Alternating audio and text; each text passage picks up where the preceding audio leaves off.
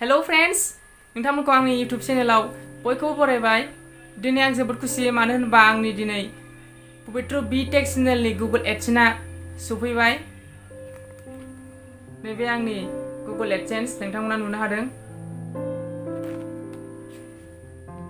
बे Google AdSense बियो दिनै दासो सफैदों। बे गुगल एडसेन्सआ दिनै सफैदों, दिनै 1 सेप्तेम्बर। दिनै बेलासिनि 2:30 आङो जेब्ला ओंखाम जागासिनोमोन बे समाव आंनियाव पस्ट अफिसनिफ्राय कल फैयो। कल फैनायखौ आङो हमो। पस्ट अफिसनिया खिथाहरो, हेलौ नोंथाङा पबित्र बर' ना होननानै सोंबाय आंखौ। औ नंगौ होनबाय आङो। ओमफ्राय पस्टमेना होनबाय, नोंथांनि गुगल एडसेन्स सफैदों, नोंथाङा फैनानै लांफैनो हागोन होनबाय। आङो जोबोद खुसि मोनबाय। ओंखामबो जागासिनो ओरैजाय आरो ओरैजाय फनबो रायलायगासिनो। ओंखामा खावसे जाखांखाबायमोन आङो। बे पस्ट अफिसमेना खिथाहरनाय लोगो लोगोनो आं जोबोद खुसि मोनबाय। ओंखामखौ आं जानो गोसो जायासै, ओमफ्राय थेवब्लाबो आङो खुसिजोंनो खुसि एसे जाबाय। ओमफ्राय माखासेखौ जानानै आङो हाखु दाखु देलायबाय। आङो देलायखांनानै आङो साइकेल बोरायखौ लानानै हाखु दाखु पस्ट अफिसाव ब्लड थांबाय, लानानै फैबाय। ओमफ्राय बिसिबाय आङो बेखौ ओरै बिसिबाय, ओरै बिसिबाय। बिसिनानै बेवहाय नाम्बार दङ। बे नाम्बारखौ आङो आंनि गुगल एडसेन्सआव भेरिफाइ खालामबाय। आङो बे इउटुब चेनेलखौ आङो 2020 मार्चनि 16 तारिखाव अपेन खालामदोंमोन आरो बै समनिफ्रायनो आङो दिनैसिम भिडिअ आपल'ड खालामबोगासिनो।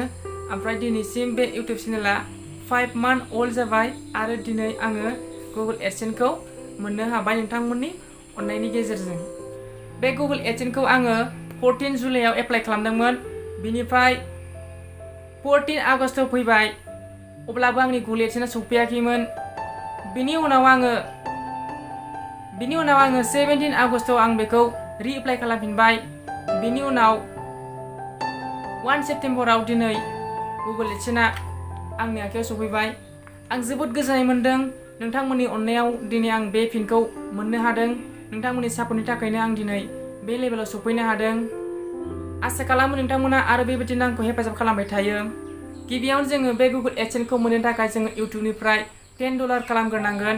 बेनि उनाव जोङो जोंनि भटार कार्डजों जोङो गुगल एडसेन्सखौ भेरिफाइड खालामनांगोन आरो जोंनि बैसोआ जानांगोन 18 बोसोरनि गोबां जानांगोन। 18 बोसोरनि खमबाथाय जोङो बे गुगल एडसेन्सखौ मोननो हाया एबा जोङो एप्लाइ खालामनो हाया। 18 बोसोर जाथारनांगोन, अब्लासो जोङो बे गुगल एडसेन्सखौ एप्लाइ खालामनो हागोन। बिनि उनाव आरो मोनसे बेंकनि सुइट कड होननाय दङ, बेखौ जोङो बेयाव एडसेन्सआव सोबावनांगोन।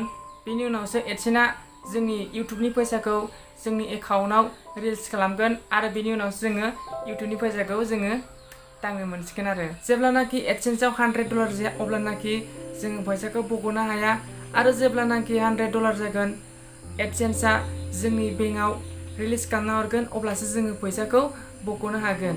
नङाब्ला जोङो $100 जायागौ मानि इउटुबनिफ्राय जोङो फैसाखौ रावबो बख'नो हाया।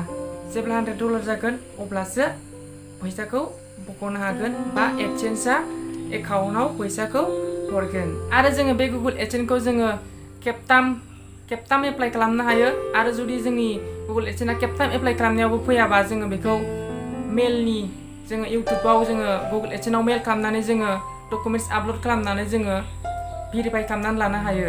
आङो बे गुगल एडसेन्सखौ मोननो थाखाय आङो खेबनै एप्लाइ खालामदों।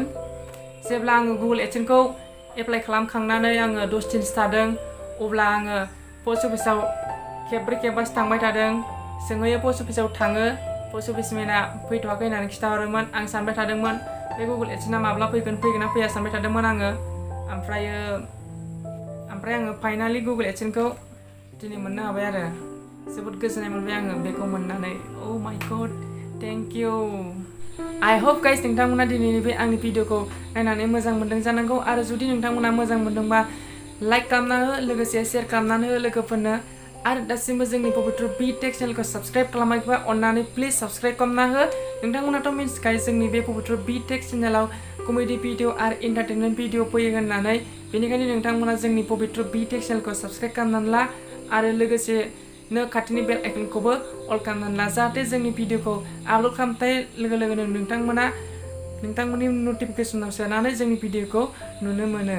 जानो हागौ आंनि बे दिनैनि भिडिअआ ल' क्वालिटि जानो हागौ, मानोना आंनि बे भिडिअखौ दा आंनि मबाइलनि फ्रन्ट केमेराजों खेबनाय जादों। बेनिखायनो दिनैनि भिडिअखौ क्वालिटिखौ नोंथांमोना ल' नुनो मोनगोन। आरो जुदि नोंथांमोना मोजां नायनोबा 480 आव होनानै नायनांगोन आरो होमबासो मोजां नुगोन मानो होनबा आं दा फ्रन्ट केमेराजोंसो खेबनाय जादों बेनिखायनो भिडिअखौ ल' क्वालिटि नुदों जानांगौ स' थेंक इउ गाइस नोंथांमोननि अननायखौ आङो जेब्लाबो बावनो हाया नेक्स्ट भिडिअ लोगो मोनसिगोन थाब थाब गेलेयो बाय बाय